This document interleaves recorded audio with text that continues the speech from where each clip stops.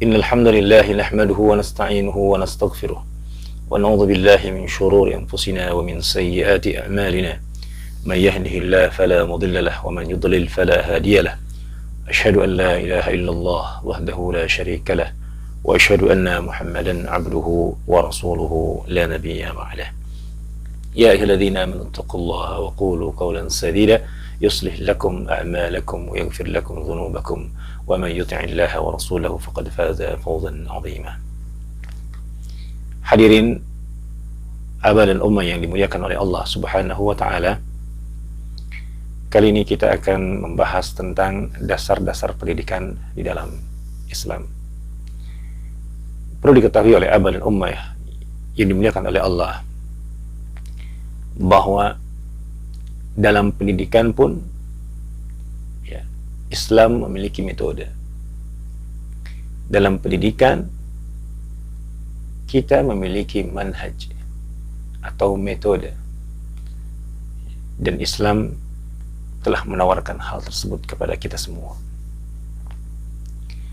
Metode pendidikan atau manhaj Islam dalam pendidikan anak sangatlah sempurna dan komprehensif, karena ia bersumber dari manhaj ilahi, bukan manhaj yang dihasilkan dari pemikiran, dari gagasan manusia ya.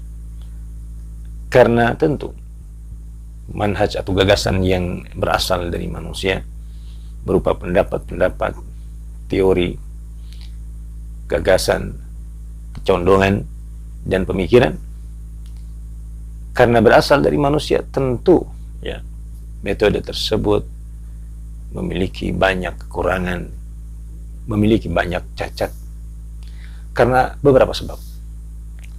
Metode pendidikan yang berasal dari manusia tentu sangat mengandalkan kekuatan akal, kekuatan otak, kemampuan akal, kemampuan otak, yang terkadang ya tepat dan terkadang meleset.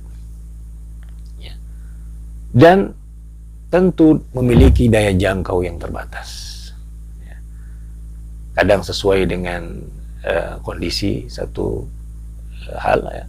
Juga mungkin juga sesuai dengan kondisi daerahnya saja. Maka ya, boleh jadi metode pendidikan yang berasal dari manusia ya, berbeda. Artinya boleh jadi orang dianggap baik itu dalam satu daerah, namun belum tentu dianggap baik di daerah yang lain.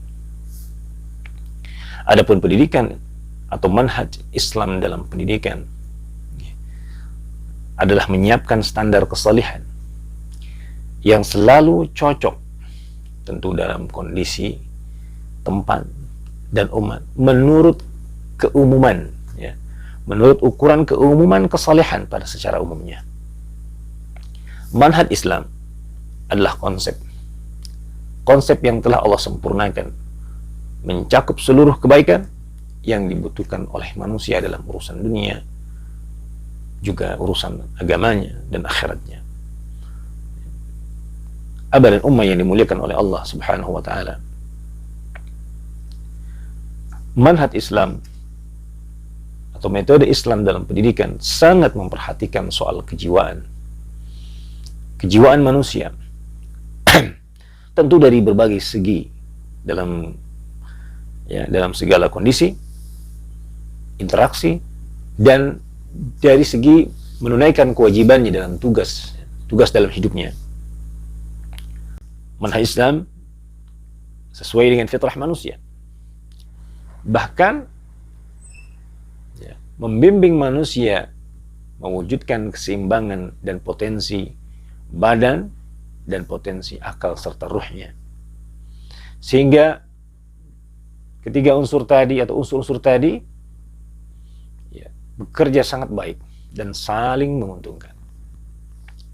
Berbeda dengan manhaj jahiliyah atau metode pendidikan yang kita comot dari akal manusia ya, tentu hanya mengandalkan potensi badan dan akal saja. Aba dan Ummah yang dimuliakan oleh Allah, manhaj Islam mendidik manusia untuk menumbuhkan kesadaran kesadaran secara benar dan lurus, sehingga berbagai potensi baik jasadnya, akalnya, ruhnya tergerak untuk menjadi modal untuk meraih kebaikan. Allah Subhanahu wa taala berfirman, "Kuntum khaira ummatin ukhrijat lin-nasi ta'muruna bil ma'ruf wa tanhauna 'anil munkar wa tu'minuna billah." Kalian wahai umat Islam adalah sebaik-baik umat, ya, sebaik-baik umat yang dilahirkan, ya. Ta'murun, ya, kalian memerintahkan kepada kebaikan, ya. Kemudian mencegah daripada keburukan, dan kalian beriman kepada Allah. Itulah manhaj Islam yang sempurna, yang telah dipancangkan kuat oleh pendidik manusia terbaik, Muhammad bin Abdullah, di atas nilai-nilai akhlak dan prinsip-prinsip Islam yang kokoh, yang tidak meninggalkan perkara sekecil apapun kecuali telah disampaikan, kecuali telah dicontohkan, kecuali telah ada solusinya. Bahkan seluruh sisi kehidupan manusia sudah dibahas secara tuntas, sehingga manhaj